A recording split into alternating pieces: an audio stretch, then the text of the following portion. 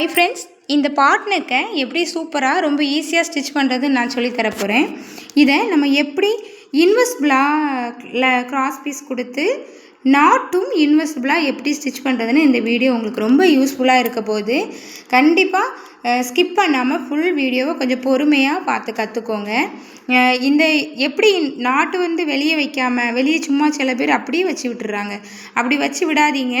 அதை எப்படி சூப்பராக வைக்கலாம் நான் உங்களுக்கு சொல்லித்தரேன். பார்க்கலாமா? இப்போது மெயின் பீஸோட நல்ல பக்கத்தில் போட்டுக்கோங்க. நான் நல்ல பக்கத்தில் கழுத்தை கட் பண்ணலை, லைனிங் பீஸில் மட்டும்தான் ஒரிஜினல் அளவை நான் கட் பண்ணி வச்சுருக்கேன்.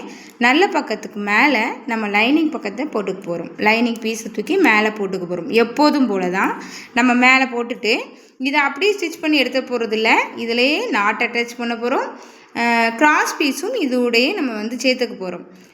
ஒரே ஸ்டிச் தான், ஆனால் லைனிங் அட்டாச் பண்ணிடுவோம், கிராஸ் பீஸ் அட்டாச் பண்ணிடுவோம், நாட்டும் உள்ளே இணைச்சி விட்டுற போகிறோம். நாலும் ஒரே நேரத்தில் நம்ம இதை எப்படி நீங்கள் சூப்பராக ஸ்டிச் பண்ணி கொண்டு வரலாம் நான் சொல்லித்தர போகிறேன். அதுக்கு நீங்கள் இதை கரெக்டாக நான் இப்படி அட்ஜஸ்ட் பண்ணி வச்சிக்க மாட்டேன் அப்படின்னா நீங்கள் கண்டிப்பாக பெல் பின் யூஸ் பண்ணிக்கோங்க. தெரியுதுங்களா? இந்த இடம்லாம் இது லைனிங் பீஸ் தான் நம்மளுக்கு கரெக்டான ஒரிஜினல் அளவு. நம்ம இதை கரெக்டாக அட்டாச் பண்ணிவிட்டு மிச்சத்தை நம்ம கட் பண்ணி எடுத்துகிற போகிறோம்.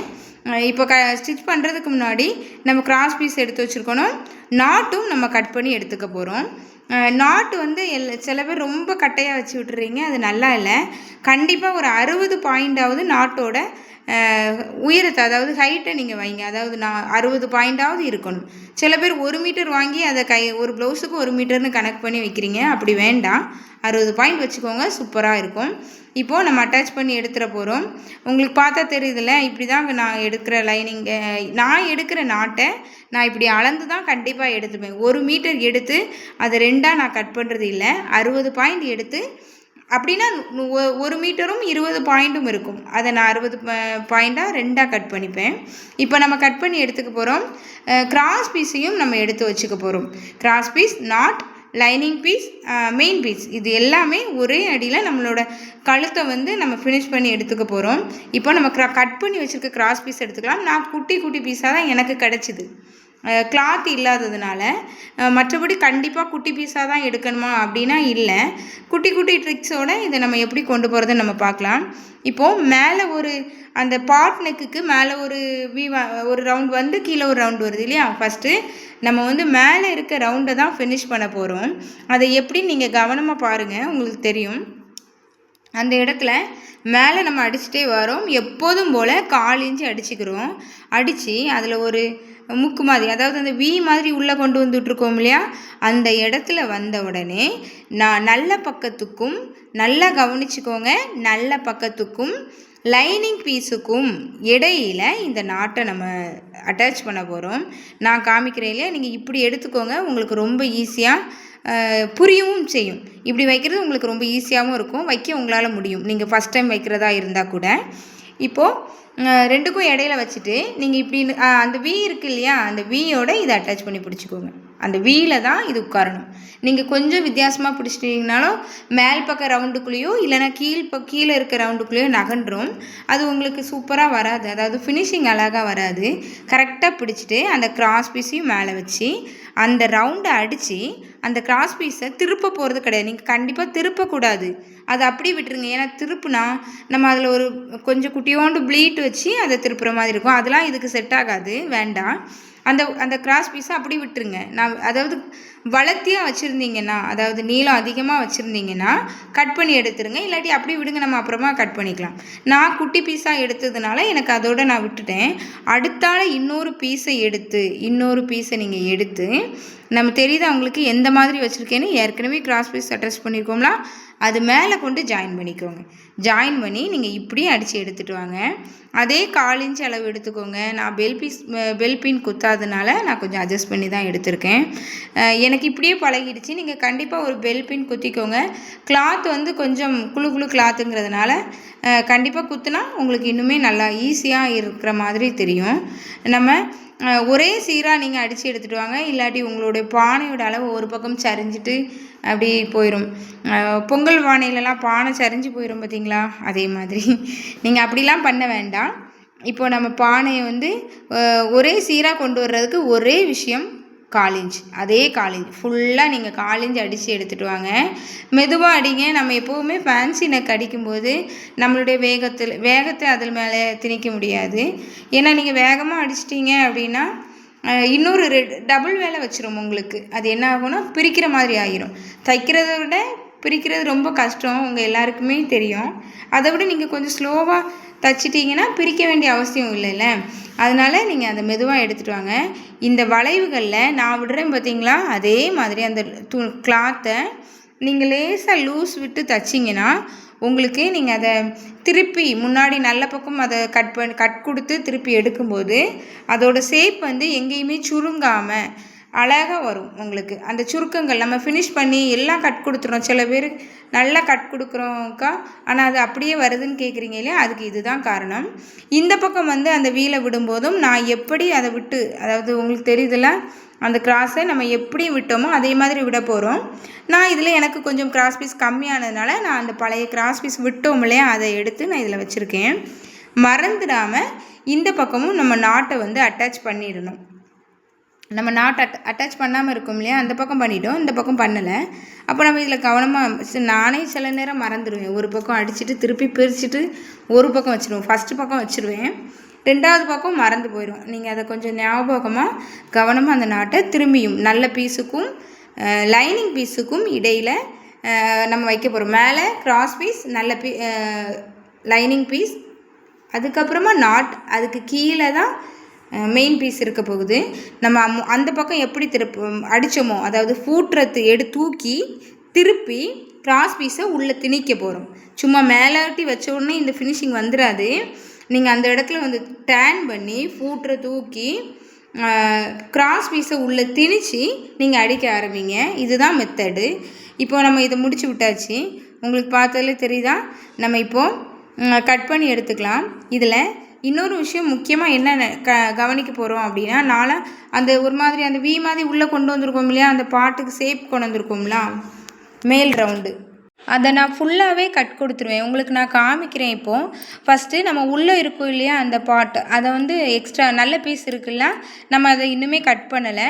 இப்போ உங்களுக்கு பார்த்தா தெரியுதா, நல்ல பக்கத்துலேயுமே நாட் வெளியே தெரியல, லைனிங் பீஸ்லேயுமே நாட் தெரியல.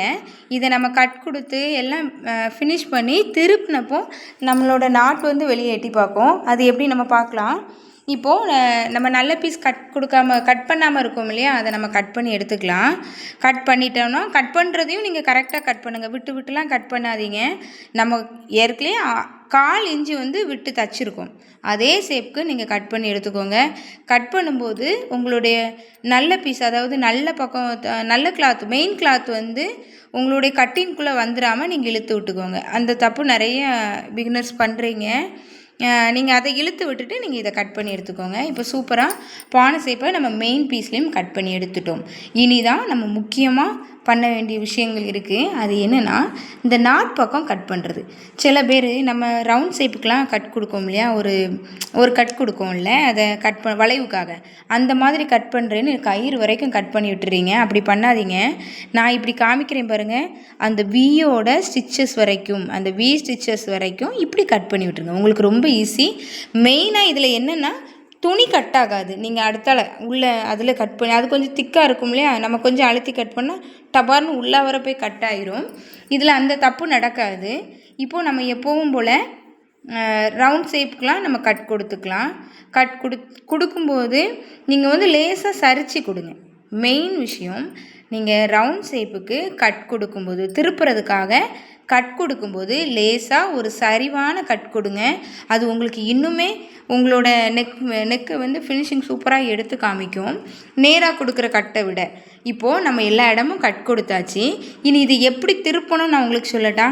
பார்க்குறீங்கல்ல, நாங்கள் மெயின் பீஸை கொஞ்சம் அதுக்கு ஹெல்ப் பண்ணிக்கலாம். நம்ம திருப்புறதுக்காக கொஞ்சம் எடுத்து விட்டுட்டு, அந்த பார்ட் ஷேப் கொண்டு வர்றதுக்காக நான் இப்படி எடுத்து விட்டுருக்கோம் இல்லையா, இதை திருப்பி விட்டுட்டு இந்த கயிறை பிடிச்சி மெதுவாக இழுங்க. அதோட ஷேப் நீங்கள் கஷ்டமே பட வேண்டாம், உங்களுக்கு அந்த ஷேப் சூப்பராக கொண்டு வந்துடும். தெரியுதா? நீங்கள் அதுக்காக ஓங்கி இழுத்துறாதீங்க, கயிறே பிஞ்சிட்டு வர்ற மாதிரி. இப்படி நான் சொல்கிற மாதிரி நீங்கள் இழுங்க, உங்களோட ஷேப் சூப்பராக வந்துடும். இனி அந்த பக்கமும் நம்ம இழுத்துக்கலாம். தெரியுதா உங்களுக்கு? நீங்கள் இந்த மெத்தடில் அடிங்க, உங்களோட பாட் நெக் வந்து சூப்பராக வரும். இன்னொரு விஷயம், நம்ம ரவுண்ட் ஷேப்பு பேர் ஷேப்லாம் வைக்கும்போது இந்த ஃபினிஷிங் கொடுத்துட்டு நம்ம வந்து அமுக்கடி போட்டுப்போம். ஆனால் எனக்கு தெரிஞ்ச வரைக்கும் இதில் அமுக்கடி வந்து வேலைக்கே ஆகாது. அதாவது உங்களுக்கு அதனால் எந்த பிரயோஜனமும் இருக்காது. உங்களோட ஸ்டிச்சிங்கை அது இன்னும் கொஞ்சம் குழப்ப தான் செய்யும். நம்ம தைக்கிறோம் இல்லையா, நம்மளோட இப்படி தைச்சு இப்படி எடுத்துடலாம், நம்ம அமுக்கடி போட்டு எடுத்தோம்னா உங்களோட நெக் வந்து ஃபினிஷாக இருக்கும் அப்படின்னு நீங்கள் நினச்சிங்கன்னா எனக்கு தெரிஞ்சு அதில் பிரயோஜனம் இல்லை. நம்ம இவ்வளோ ப்ராசஸ் பண்ணி நீங்கள் இவ்வளோ மெனக்கெட்டு இந்த நெக்கை நீங்கள் தைச்சிங்கன்னா கண்டிப்பாக உங்களுக்கு அமுக்கடி தேவை கிடையாது. நம்ம இதை அப்படியே நீங்கள் அடிச்சுட்டு வாங்க. நான் சொல்கிறீங்களே, நீங்கள் எதையும் இழுக்க வேண்டாம். நீங்கள் ஏன்னா சூப்பராக அடிச்சிருக்கீங்க, சூப்பராக கட் கொடுத்துருக்கீங்க, சூப்பராக கிராஸ் பீஸ் கொடுத்துருக்கீங்கன்னா உங்களுக்கு அந்த இடம் திக்னஸும் கிடைக்கும். நீங்கள் கேன்வாஸ்லாம் யூஸ் பண்ண வேண்டாம், அதே திக்னஸ் வந்து உங்களுக்கு கிடைக்கும். இனிமேல் நீங்கள் அது மேலே அடிச்சுட்டு வாங்க. உங்களுக்கு நான் காமிக்கிறது தெரியுதா? உங்களோட கட்டிங்கோ உங்களோட ஸ்டிச்சிங்கோ கரெக்டாக பெர்ஃபெக்டாக வந்ததுன்னா நீங்கள் கஷ்டப்பட்டு அமுக்கடி போட வேண்டாம், இழுத்து விட வேண்டாம். நீங்கள் அடிங்க, உங்களோட கிளாத்து உங்களுக்கு ரொம்ப ஹெல்ப்ஃபுல்லாக இருக்கும். அது போக்கில் விடுங்க, அது நல்லாவே அடித்து எடுத்துகிட்டு வரும். இப்போ நம்ம இழுக்காதீங்க. இன்னொரு விஷயம், இழுக்கவே கூடாது. நான் காமிக்கிறது தெரியுதா உங்களுக்கு? இழுக்கலை இல்லை, நான் அதை அப்படி அந்த ஷேப் ரெண்டும் கிராஸ் பீஸையும் மெயின் பீஸையும் லெவலாக வச்சு நான் அடிச்சுட்டு வரேன். அதாவது ஏன்னா நம்ம ரெண்டையும் அடிச்சிருக்கோம், இந்த கிளாத் அங்கே போயிடாமல் அந்த கிளாத் முன்னாடி தெரிஞ்சாலும், அதாவது லைனிங் கிளாத் முன்னாடி வந்துட்டனாலுமே நம்மளுக்கு அந்த லுக் வைஸ் கொஞ்சம் நல்லா இல்லாத மாதிரி இருக்கும். அதனால் நான் வந்து அதை கொஞ்சம் பேலன்ஸ் பண்ணி எடுத்துகிட்டு வரேன். நான் இழுக்கவே கிடையாது. இங்கே உள்ள கிளாத்தை வேணால் அட்ஜஸ்ட் பண்ணியிருப்பேனே தவிர நெக் பீஸ் அடிக்கும்போது நான் இழுக்கலை. அதுக்கு கொஞ்சம் தேய்ச்சி கொடுத்து, அதாவது பின்னாடி இருக்க பீஸ் வெளியே வராமல் நான் தள்ளி விட்டுட்ருக்கேன், அவ்வளோதான். இப்போ நம்ம அப்படியே ஃபினிஷ் பண்ணி எடுத்துக்கலாம். உங்களுக்கு அந்த முக்கு வரை கொண்டு போயிட்டிங்கன்னா சூப்பர் வந்துடும். அதில் கொஞ்சம் திக்னஸ் இருக்கும். கொஞ்சம் சின்ன மிஷின் வச்சுருக்கவங்க கொஞ்சம் கவனமாக, ஏன்னா நீடில் வந்து ஊசி அதில் வந்து டப்புன்னு முறிஞ்சிரும். நீங்கள் சின்ன மிஷின் வச்சுருந்தீங்கன்னா கொஞ்சம் மேலே இருக்க ஹெட்வீலை கொஞ்சம் கையை வச்சு சுற்றி அந்த இடத்த மட்டும், ரெண்டு பக்கமும் அந்த நாட்டு இருக்க இடத்த மட்டும் நீங்கள் கொஞ்சம் கவனமாக அடிச்சிருங்க. அதுக்குன்னு அடி விழாதுன்னு கிடையாது, கொஞ்சம் கையை வச்சு உருட்டி அந்த நீங்கள் ஸ்டிச்சிங்கை போட்டிங்கன்னா உங்களுக்கு அதில் ஊசி வந்து வீணாகாது. இப்போ பார்த்தீங்கன்னா உங்களுக்கு தெரியும், இதில் நம்ம அமுக்கடிலாம் போடலை, சூப்பராக ஃபினிஷ் ஆகிருக்கு. இந்த நாட்டை நம்ம கட்டி விட்றலாம், அப்போ தான் அது அழகாக இருக்கா என்ன நம்ம பார்க்கறதுக்கு தெரியும் இல்லையா? இப்போ பார்த்தீங்கன்னா உங்களுக்கு தெரியுதா? இனி இந்த இடத்தெல்லாம் நான் அடித்து, அதாவது நம்ம இனிமேல் சுற்றி அடிக்கணும்ல, சுற்றி ஜாயின் பண்ணணும். இதை நான் சுற்றி ஜாயின் பண்ணுறது எப்படின்னு நான் உங்களுக்கு இதிலே சொல்லிடுறேன். அதுக்கு முன்னாடி தெரியுதுங்களா உங்களுக்கு? வேறு எதுலேயுமே எப்படி சொல்கிறது, நம்ம வேறு எந்த இது கஷ்டமுமே இதில் பட வேண்டாம். இதை நான் எப்படி ஜாயின் பண்ணுவேன்னா, எப்போவுமே அதாவது ஃபேன்சி நெக்குன்னு இல்லை, பொதுவாகவே நான் நெக்கை ஃபினிஷ் பண்ணிவிட்டு ஃபஸ்ட்டு நெக்கை தான் ஃபினிஷ் பண்ணுவேன். பண்ணிவிட்டு மாற்று பக்கம் வச்சு தான் நான் பொருத்துவேன். மாற்று பக்கம் வச்சு தான் லைனிங் பீஸையும் மெயின் பீஸையும் நான் பொருத்துவேன். நான் வந்து பெல்பின், அதுக்கப்புறம் பெல்பின் யூஸ் பண்ணுறது வந்து எனக்கு தெரிஞ்சு அதில் ஒன்றுமே இல்லை. ஏன்னா நெக் பீஸை நம்ம ஜாயின் பண்ணிட்டோம், ஜாயின் பண்ணதுலேயே அது அங்கங்கே அது உட்காந்துக்கும், அதாவது அதோட அளவு எதுவோ அதில் உட்காந்துக்கும். நம்ம கவனிக்க வேண்டியது என்னென்னா, லைனிங் பீஸ் வந்து நம்மளோட கரெக்டான அளவு, அதாவது அந்த அதை வச்சு தான் நம்ம கட் பண்ணியிருக்கோம். மெயின் பீஸை வந்து நம்ம எக்ஸஸாக இருக்கிறதையோ கொஞ்சம் வளைவாக வரதையோ நம்ம கட் பண்ணி தான் எடுக்க போகிறோம். லைனிங் பீஸில் தான் நம்ம அளவு மார்க் பண்ணி கட் கொடுத்துருக்கோம், அளந்துருக்கோம். அந்த அளவு தான் சரியான அளவு. இப்போது நான் காமிக்கிற மாதிரி தேய்ச்சி விட்டு அதை கரெக்டாக ஃபினிஷ் பண்ணி எடுத்துட்டாங்க. இழுக்காதீங்க, இழுத்திங்கன்னா உங்களுக்கு அந்த டிசைன் தான் மாறும். எப்படின்னா, லைனிங் பீஸை நீங்கள் இழுத்திங்கன்னா மெயின் பீஸ் வந்து சுருக்கம் கிடைக்கும். மெயின் பீஸை இழுத்திங்கன்னா எப்படி சொல்கிறது, லைனிங் பீஸ் வந்து குழு குழுன்னு அதிகமாக இருந்த மாதிரி உங்களுக்கு தெரியும். அதனால் நீங்கள் தட்டி விடுங்க, அது எதில் சீட் ஆகுதோ அதிலே தைச்சிருங்க. உங்களுக்கு தெரியுதா? நீங்கள் தட்டி விடுங்க, அந்த லைனிங் கிளாத் எதில் போய் உட்காருதோ அதில் நீங்கள் ஸ்டிச் பண்ணி எடுத்துருங்க, அவ்வளோதான் விஷயம். நீங்கள் இழுக்கிறதுனால இதுக்கு பிறகு நெக் ஃபினிஷ் பண்ண பிறகு நீங்கள் கிளாத்தை அங்கிட்டு இங்கிட்டு இழுத்து நம்ம அட்ஜஸ்ட் பண்ணி தச்சிடலாம் நீங்கள் நினச்சிங்கன்னா அது ரொம்ப தப்பு. அது முடியவும் முடியாது.